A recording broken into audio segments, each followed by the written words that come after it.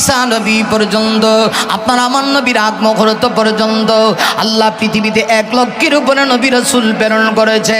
কোন নবীর চেহারার কসম করে নাই।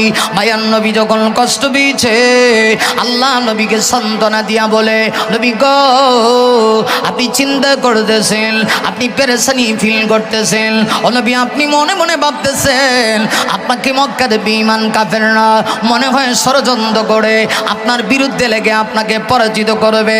না নবী না, আমি আল্লাহ এত সম্মানিত আপনাকে করেছি, আমি আল্লাহ ওই সমস্ত কাফেরদের জবাব দেওয়ার জন্য আমি আল্লাহ সূরা নাজিল করে কসম করে বলছি, ওয়াদোহা, দোহা মানে হলো দিনের কসম, দিনের আলোর কসম। আরেকটা ব্যাখ্যা হলো নবী গো আমি আল্লাহ আপনার চেহারা মোবারকের কসম করে বলছি, ও নবী পৃথিবীতে আমি কোন নবী রাসূলের চেহারার কসম করি নাই, আপনার চেহারার কসম করতেছি। কারণ আমার আল্লাহ এই পৃথিবীতে আমার আপনার নবী চাইতে এত সুন্দর করে আল্লাহ পৃথিবীতে আর কাউকে বানায় নাই। আমার ভাইরা পৃথিবীর সবটুকু সৌন্দর্য দিয়া আল্লাহ আমার আপনার নবীকে বানিয়েছে।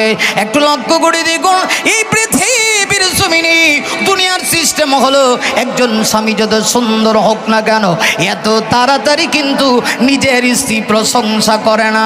কথা কর না কেন, ঠিক কিনা? আপনার স্ত্রী যত সুন্দর হন আপনার প্রশংসা করবে না। এই জন্য আমার হুজুর বলতেন 3 জায়গায় মানুষের দাম নাই। ভাইরা লক্ষ্য করে দেখুন, আল্লাহ রাব্বুল আলামিন শুধুমাত্র এই কোরআন নাজিল করেছেন তা না, আমার আল্লাহ কোরআন নাজিল করে ওরে পৃথিবীর মানুষ শোনো, আমার আল্লাহ কোরআন নাজিল করে শুধুমাত্র কোরআন নাজিল করেছেন এই কথা বলে আল্লাহ শেষ দেন নাই। আমার আল্লাহ বড় চমৎকার করে বলেন, ইন্না নাহনু নাযালনা যিকরা ওয়া ইন্না লাহু লাহাফিজুন।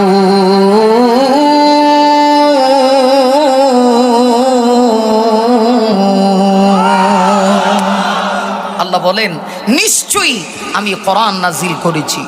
শুধু নাজিল করেছেন বললেই হইতো।